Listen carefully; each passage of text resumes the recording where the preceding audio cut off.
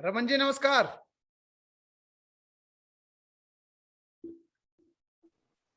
Good evening sir, नमस्कार। नमस्कार, कैसे हैं आप?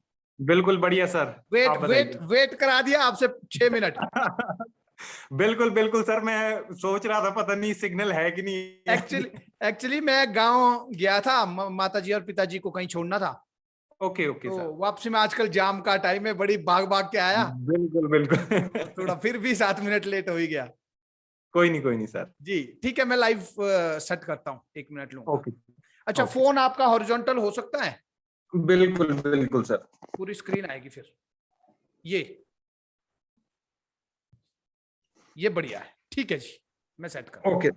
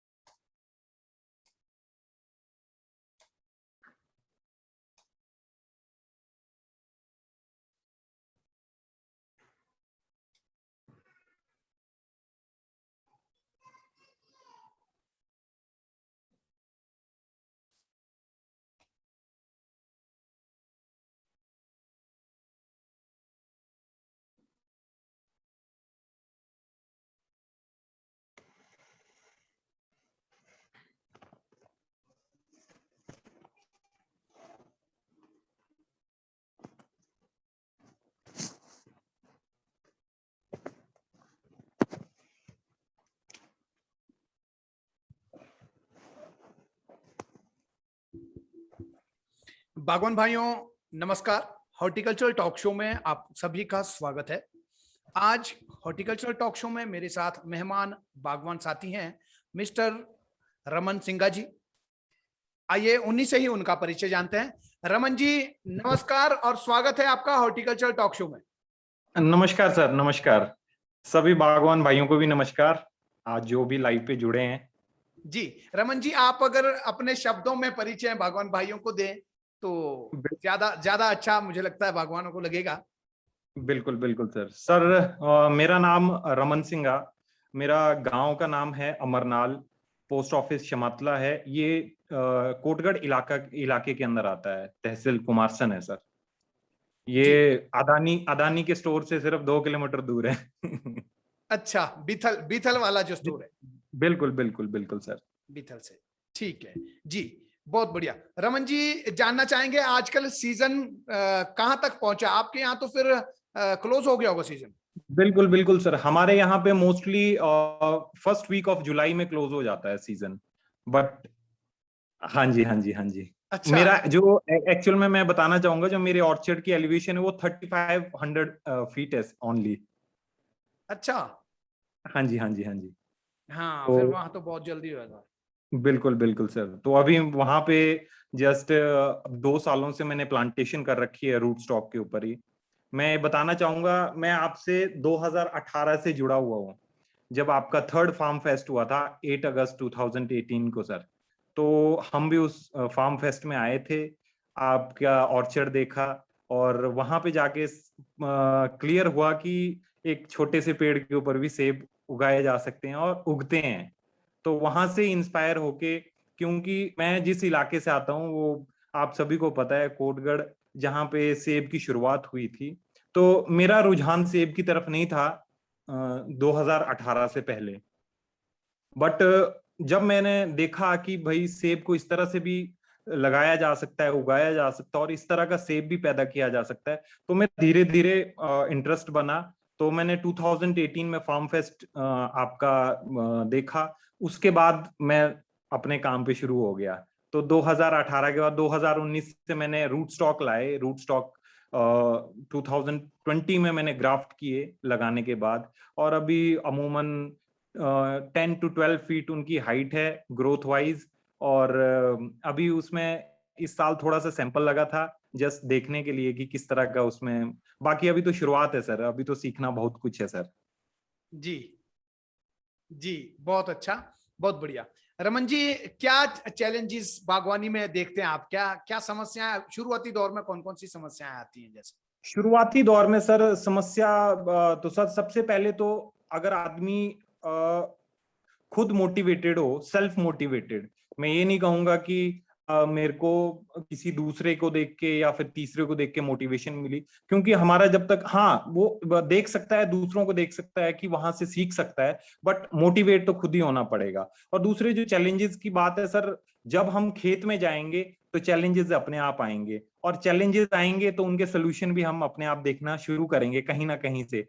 तो आप जैसे साथी हमारे को मिल जाते हैं, तो वहां से हम देख देख के, सीख सीख के उन चीजों को करेक्ट करते हैं। अभी तो छोटे छोटे चैलेंजेस है, वो आपसे सीख रहे हैं, बाकी अभी तो सर चला ही है सर, सीखने का लर्निंग मोड अभी चला है सर। बिल्कुल बिल्कुल, लर्निंग का जो ये दौर है, ये समझे कि हम उम्र भर ये चला रहता है। और बिल्कुल बागवानी बिल्कुल। कोई छोटा सब्जेक्ट नहीं है, एक एक बड़ा विषय है, खुला विषय है। और ये लगभग उम्र भर जब तक हम बागवानी करेंगे तब तक हर बार नॉलेज अपडेट करने की आवश्यकता रहेगी। नई नई प्रैक्टिसेस, नई नई चीजें बागवानी में होती हैं, नई वैरायटीज आने बाकी हैं, और कंज्यूमर के हिसाब से वैरायटीज निकलती रहती हैं, और हर 10 15 20 साल के बाद एक एक नई नई वैरायटीज आती हैं। वो तो ये तो उसी हिसाब से हम लोगों को भी अपनी प्रैक्टिस को चेंज करना होता है। जी बिल्कुल सही आपने कहा रमन जी। अच्छा बिल्कुल सर। रमन जी, कितना समय हो गया आपको कोर्स में, इसमें school of modern Apple farming में जुड़े हुए? एक्चुअल में सर मैंने 25 जुलाई को, मतलब लॉन्चिंग से पहले, ये मेरे ब्रदर ने, रोनित ने ये मेरे से पहले ले लिया था, तो उसने बोला कि बोलते मैंने कोर्स ले लिया है। मैंने वेरी गुड। अच्छा तो हाँ जी हाँ जी हाँ जी, तो ये 25 जुलाई को हमने ज्वाइन कर लिया था सर जी। कोर्स। अच्छा, ब्रदर आपसे छोटे हैं या बड़े? छोटा है सर, छोटा है। अच्छा, वो गांव में नहीं होते? नहीं, वो भी गांव में होता है सर, वो भी साथ में हम मिलके काम करते हैं सर। अच्छा हाँ जी। ठीक है। हाँ, मैं सोच तो रहा था शुरू में जब एनरोलमेंट हुई थी, मैंने कहा रोनित सिंघा नाम आपका मुझे आया ध्यान कि शायद हो हाँ सकता है हाँ जी हाँ जी हाँ उसी उसी एरिया से हो कोई। जी, तो बिल्कुल बिल्कुल। हाँ, मुझे भी लेट मालूम हुआ। अच्छा, कैसा लग रहा है इसके अंदर? जैसे प्री रिकॉर्डेड वीडियोस हैं, आपको बागवानी की जानकारी पहले से भी, और आप बागवानी को एक नहीं सर, नए ढंग पहले से, से नए कोई, तरीके से कर रहे हैं। हाँ जी, पहले से तो कुछ नहीं मालूम था, बट इसमें आके एक सिस्टमेटिक नॉलेज जो है वो मेरे को इसमें देखने को मिली, और जो बेसिक साइंस है, प्लांट की जो बेसिक साइंस है उसके बारे में हमें समझने को मिला। तो हम लोग, मैं तो ये मानता हूं कि सर ये चीजें हमें शायद से पेड़ लगाने से पहले, या फिर जब हमने माइंड सेटअप किया था कि भाई मेरे को एप्पल फार्मिंग में आना है, तो ये चीजें हमारे को पहले ही स्टार्टिंग में सीख लेनी चाहिए थी। बट ये आपके थ्रू हमारे को सीखने को मिली, तो इसमें और भी मजे की बात है सर। जी ठीक है। अच्छा रमन जी, वेबिनार्स होते हैं हर इतवार को, एक एक टॉपिक के ऊपर एक एक समस्या, और इसी तरह से मैंने समस्याएं आइडेंटिफाई की, और बीच में आप लोगों के भी सजेशंस आते हैं। तो अब जो है 51 टॉपिक्स हैं, बिल्कुल। और हर इतवार को वेबिनार्स होते हैं। वेबिनार के बारे में आप क्या कहना चाहेंगे? वेबिनार में सर मैं ये कहना चाहूंगा, ये एक ऐसा प्लेटफॉर्म है, ये तो चलो अभी कोविड की वजह से थोड़ा सा हमारे को इसमें, लेकिन आपने फिर भी बहुत अच्छे तरीके से इसको मैनेज किया है, तो इसके लिए मैं सबसे पहले आपको कॉन्ग्रेचुलेशंस कहना चाहूंगा सर। Thank you. और दूसरा सबसे बड़ी बात ये है, जो वेबिनार में हमें देखने को मिलता है, या चाहे फील्ड पे, चाहे कहीं दूसरी जगह पे, चाहे थ्योरी में, तो उसमें सर हमारे को छोटी छोटी चीजें सीखने को मिलती है। एक पूरे वेबिनार में एक पर्टिकुलर समस्या को लेके जो भी हमारे डाउट्स थे, या जो चीजें हमारे को पहले से नहीं पता थी, उन चीजों के बारे में हमारे को पता लगता है कि अच्छा ये चीज ऐसी थी, और मेरे को फिर वो स्ट्राइक होती है कि हाँ मेरे प्लांट में भी वो चीज हो रही थी या फिर होगी। तो मैं उस चीज के लिए फिर प्रिपेयर रहता हूँ कि हाँ मेरे को ये चीज करनी है उसमें। इस बार जो आपका समर प्रूनिंग का जो वेबिनार था, उसमें मैंने एक्चुअल में, मेरी जो समर प्रूनिंग थी वो थोड़ी जल्दी हो गई थी इस बार। उस नेक्स्ट टाइम से उस चीज को ध्यान में रखूंगा, क्योंकि वो चीजें मेरे को पता नहीं थी कि भाई कब इसको काटना है, कितना इसको काटना है और कहाँ से इसको काटना है। तो वो चीजें मैंने थोड़ा जल्दी कर ली थी, लेकिन नेक्स्ट टाइम के लिए, नेक्स्ट ईयर के लिए मैं उसको प्रॉपर जो शेड्यूल है उस हिसाब से करूंगा सर। जी। अच्छा, तो जैसे प्रूनिंग आपकी थोड़ी अर्ली हुई, अर्ली प्रूनिंग होने के कारण जहां से आपने कट मारा था, कट के बाद नई ग्रोथ निकली होगी, तो बिल्कुल। वो ज्यादा तो नहीं निकल गई? वो सर लगभग ये मान के चलिए सर 10 इंच के आसपास होगी थी सर। अच्छा, फिर आपने दोबारा कट किया? दोबारा कट मैंने उन शाखाओं को किया, वो उस ग्रोथ को किया जो थोड़ी सी वुडी टाइप में चलेगी थी। जो आपकी कच्ची ग्रोथ थी मैंने उसको छोड़ दिया, सिर्फ पिंच किया ऊपर से। अच्छा। हाँ, हाँ जी। जो बिल्कुल, इसमें क्या है, अगर ज्यादा ग्रोथ निकल गई है तो उसको हम लोग उसमें हमारे पास दो दो ऑप्शंस रहते हैं। यदि हम उसको दोबारा से नहीं काटते हैं, तो अगर हमने दोबारा काटा, दोबारा काट के उसमें नई ग्रोथ निकलेगी और वो कम ग्रोथ होगी, क्योंकि ग्रो करने के लिए समय अब कम रहेगा। और अगर हम उसको कट नहीं करते हैं, वो मान लो 10-11 इंच की ग्रोथ ले लिए उसने, तो उसको अगर नहीं कट करते हैं तो हमारे पास दो ऑप्शंस रहते हैं। एक, उसको अनटॉप छोड़ना, और बाद में फिर नेक्स्ट ईयर उसको रिंग के ऊपर से काटा जाए। दूसरा ऑप्शन हमारे पास है कि हम उसको विंटर में नीचे और एक कट लगाएं। लेकिन विंटर में कट की वजह से क्या होगा, वो और ज्यादा वेजिटेटिव भागेगा और लंबी लेटरल हमको वहां से मिलेगी, और जो कि हमारे लिए नुकसान वाला काम रहेगा। और अगर हम उसको रिंग के लिए छोड़ते हैं, अनटॉप छोड़ते हैं, तो भी हमारा नुकसान होना है, क्योंकि जहां पर उसने ग्रोथ सेटल करी होगी अक्टूबर में, वहां से फिर अगली बार वो ज्यादा नहीं, कम से कम 6 इंच दोबारा से उसमें ग्रोथ आएगी, और फिर आप रिंग के ऊपर से अगले वर्ष उसको काटेंगे, और तब भी वो लगभग 11 से 12 इंच की वो लेटरल रहेगी। इतनी लंबी लेटरल हमें मेन ब्रांच के ऊपर नहीं चाहिए। हम चाहते हैं मेन ब्रांच के ऊपर जो लेटरल है, जो स्पर सिस्टम है, वो छोटा हो, 2 बीमे से ज्यादा उसमें बीमान ना बने। जी, आप क्या कहेंगे इसमें, क्या सोच रहे हैं? यस सर, बिल्कुल सेम जो आपने ये बात कही, वही चीज मैंने बगीचे में भी ऑब्जर्व की कि अगर हम उसको दोबारा से या फिर उसको खाली छोड़ देते हैं या फिर उसमें दोबारा से कट मारते हैं रिंग पर से, तो वो और तेजी से भागेगा। जो हमारा पर्पस है कि हमारे को बीमा तैयार करना है या फिर हमारे को इसको पीछे की ओर लाना है, तो वो चीज पॉसिबल नहीं हो पाती है उस प्रैक्टिस में। जी बिल्कुल, इसमें बहुत मैं देखता हूँ काफी सारे बागवान भाई यहाँ पर कंफ्यूज हो जाते हैं। एक बार समर प्रूनिंग तो कर दी, लेकिन जब वहां से दूसरी बार वेजिटेटिव ग्रोथ होती है, क्योंकि समर प्रूनिंग जो है वो अल्टीमेट अल्टीमेट वो नहीं है प्रोसेस कि हमने समर प्रूनिंग की अब काम हो गया। समर प्रूनिंग से अगर प्लांट ज्यादा विगरस नहीं है, यानी कि अगर न्यूट्रिएंट्स को कंट्रोल करके रखा है, अमूमन हमारे यहाँ पर नाइट्रोजन की अगर बात करें, वो हमेशा ही ज्यादा हमारे बागवान भाई देते हैं, जिसकी वजह से प्लांट वो लगभग 2 से 2.5 गुना ज्यादा वेजिटेटिव ग्रोथ में होता है, जो कि क्वालिटी भी गिराता है, प्रोडक्टिविटी को भी कम करता है। और ये सच्चाई है हमारे हिमाचल की भी, और ये कश्मीर की भी यही सच्चाई है। जबकि होता क्या है, अगर इस तरह की एक्सेस नाइट्रोजन है, तो समर प्रूनिंग से उसका हल नहीं होता। एक बार में समर प्रूनिंग की, वो फिर दोबारा से वेजिटेटिव ग्रोथ लेता है, और वही समस्या आती है, वही 10 इंच 11 इंच 12 इंच की लेटरल दोबारा हमें मिलती है। फिर उसको बागवान भाई या तो प्रून नहीं करते हैं सेम सीजन में, या फिर उसको आगे जाकर के विंटर में प्रून करेंगे, तो फिर वही बात होती है, लेटरल और भागेगी।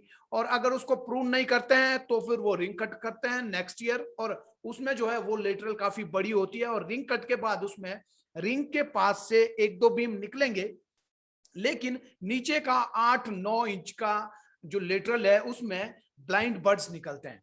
ब्लाइंड मतलब ब्लाइंड बर्ड्स उसमें तैयार होते हैं, जिसका कोई फायदा नहीं होता, और वुल या फीड का घर वो बन जाता है। बिल्कुल बिल्कुल सर। तो ये आपके माध्यम से जो बागवान भाई देख रहे हैं, उनको मैं बताना चाह रहा था।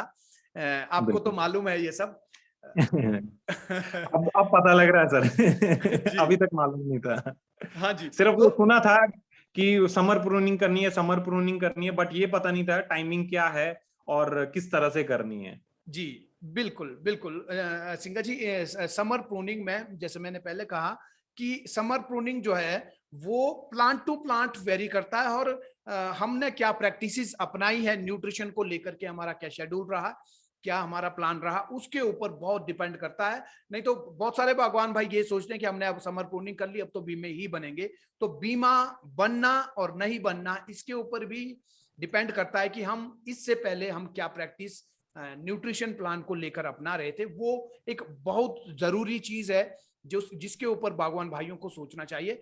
और जबकि ये जैसे जैसे एक फ्रूट देने वाला जो प्लांट है, मैच्योर ट्री है, मैच्योर ट्री की जो वेजिटेटिव ग्रोथ है पर सीजन वो 8 से 12 इंच होनी चाहिए। 12 इंच से ऊपर अगर अगर उसकी वेजिटेटिव ग्रोथ जाती है तो उसको गोबर भी नहीं देना चाहिए। साइंटिफिक बात कर रहा हूं मैं। लेकिन अपने यहाँ पर जो है 12 इंच क्या, एक फ्रूटिंग प्लांट जो होता है वो जितनी ज्यादा उसमें ग्रोथ दिखती है उतने ज्यादा हमारे लोग खुश होते हैं कि ये बढ़िया, ये ग्रोथ आई इस बार बहुत अच्छी। बिल्कुल सर, बिल्कुल सर। ऐसा ही एक वाक्य अभी 2 दिन पहले का था। मेरे एक कलीग है, तो उन्होंने अपने बगीचे में छोटे प्लांट्स में वो कैन डाल दी। तो कुछ प्लांट्स उनके फ्रूटिंग वाले भी थे, तो बोलते बिल्कुल शूट भाग रहे हैं, बोलते आजकल बहुत मजा आ रहा है बोलते। तो मैंने उनको फिर समझाया कि मैंने आजकल की जो ग्रोथ है वो रिजर्व में रहनी चाहिए, और क्या नाम, इतनी ज्यादा ग्रोथ नहीं होनी चाहिए, नहीं तो नेक्स्ट ईयर के लिए आपका जो फ्रूट क्वालिटी है या फिर फ्रूट का जो बीमे बनने हैं वो प्रॉपर नहीं आएंगे। जी बिल्कुल। ये हमारे यहाँ पर क्या है, ग्रोथ को देख करके लोग बहुत खुश होते हैं। हालांकि उनको ये भी मालूम है कि पौधा प्रोडक्टिविटी सही से नहीं दे रहा है। ऐसा नहीं है कि नहीं पता है, पता है, क्योंकि फल वाकई में नहीं आ रहा है। और जिसमें इतनी ज्यादा ग्रोथ होगी उसमें सोचने की कोई आवश्यकता ही नहीं है। हम यहाँ बैठे बैठे बोलते हैं जिसमें ज्यादा ग्रोथ है उसमें फल नहीं आएगा। फल अगर थोड़ा बहुत आता है तो उसमें क्वालिटी नहीं आएगी। ये कोई देखने की कोई इसमें आवश्यकता नहीं है। ये कोई भी आदमी दूर बैठ के बोल सकता है। लेकिन अपने यहाँ पर ऐसा सिस्टम है, फिर भी अपने अपने को एक झूठा दिलासा हमारे बागवान भाई देते हैं कि बहुत बढ़िया इस बार ग्रोथ आई है।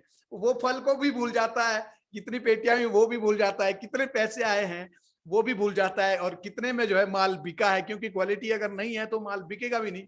तो वो सब भूल करके झूठा दिलासा बागवान भाई अपने आप को देते हैं। ऐसा मुझे लगता है जब वो ग्रोथ को देख करके खुश होते हैं और लोगों को कहते हैं कि यार इस बार तो जबरदस्त ग्रोथ है। बिल्कुल सर, बिल्कुल सर। ये जरूर है। ठीक है रमन जी, आपका कोई, अच्छा पहले मैं ये जानना चाहूंगा, आपने कहा कि आपके कलीग हैं, तो क्या आप बागवानी के अलावा कुछ और भी करते हैं? बिल्कुल बिल्कुल सर, मैं अभी जॉब भी करता हूँ साथ में, तो घर से ही मैं उसको मैनेज भी करता हूँ और साथ में अपना टाइम ऑर्चर्ड के लिए भी देता हूँ। अच्छा, जितना भी टाइम मिलता है। बिल्कुल सर। ठीक, चलिए बहुत अच्छा, बहुत बढ़िया। बागवानी के साथ साथ आप कुछ और भी करते हैं, और ये ठीक भी है आप, क्योंकि अभी बागवानी में अभी आपने कदम रखे ही हैं, तो बिल्कुल दोनों चीजें साइमल्टेनियसली अगर होती हैं और 3 चीजें भी होती है तो अच्छा है।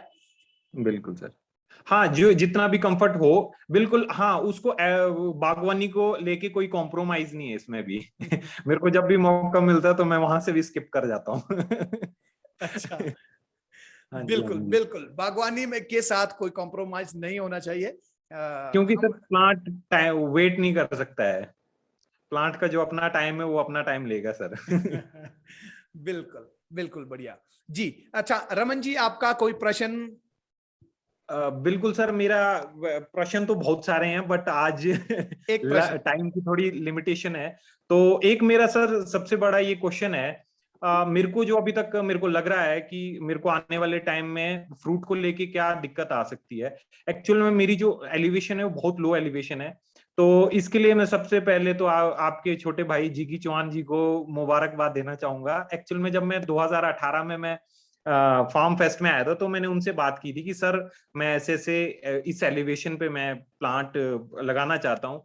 तो उन्होंने मुझे कहा कि बोलते वहां पे बर्फ पड़ती है। तो मैं ना, बर्फ तो ऐसे पड़ती नहीं है, क्या नाम, कभी कभार कहीं 10 साल में एक बार पड़ जाए वो एक अलग बात है। मतलब बर्फ तो अब देखने को नहीं मिलती है। तो उन्होंने कहा कि आप इसको रहने ही दो, बोलते।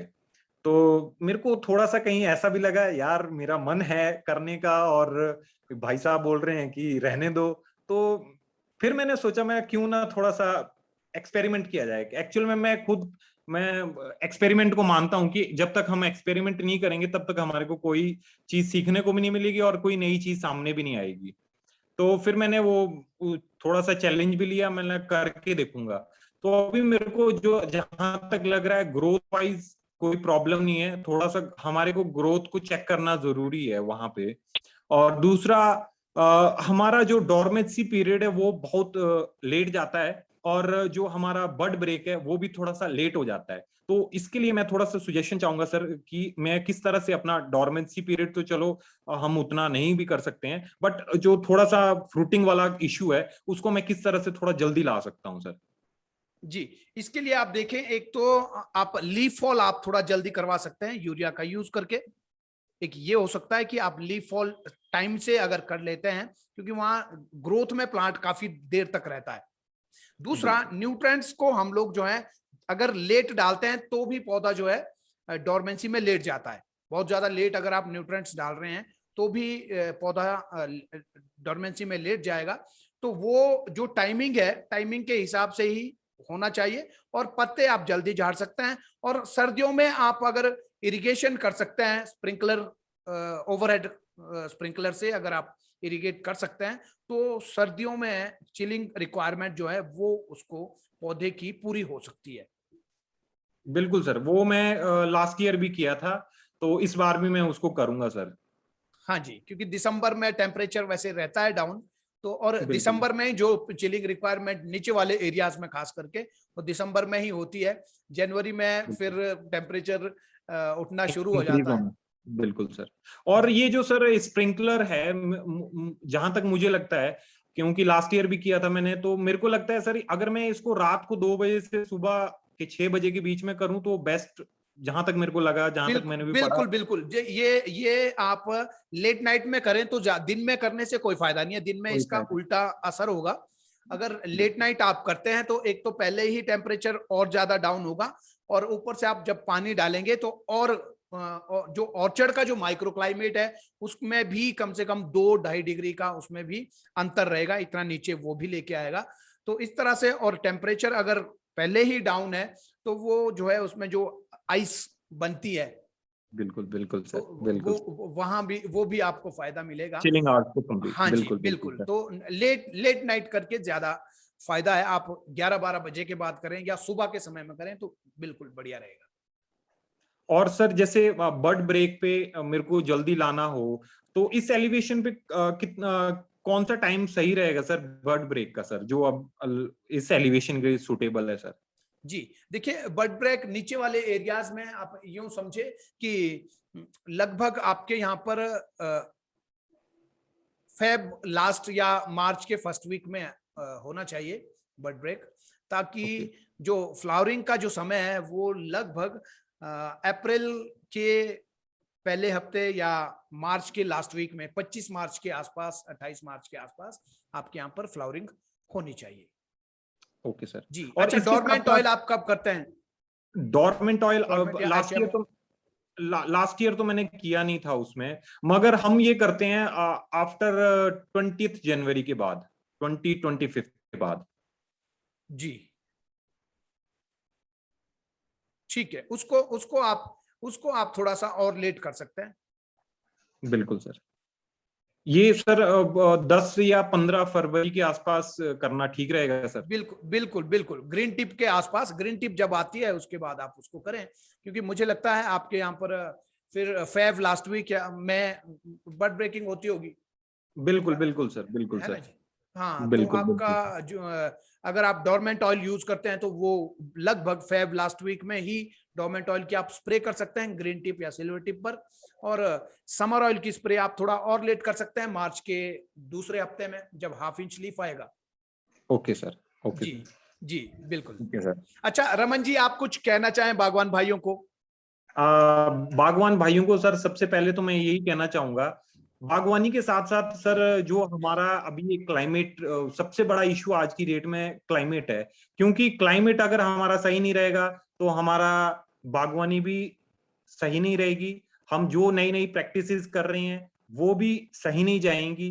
क्योंकि आज की डेट में आपको भी पता है, हमें भी पता है, सब जगह पता है कि भाई ग्लोबल वार्मिंग एक बहुत बड़ा इशू है। ये एक देश की बात नहीं, एक राज्य की बात नहीं, ये पूरे ग्लोबल लेवल पे इसका इम्पैक्ट हो रहा है। तो मैं चाहूंगा साथ साथ में बागवान लोग अपने आसपास का जो माइक्रो क्लाइमेट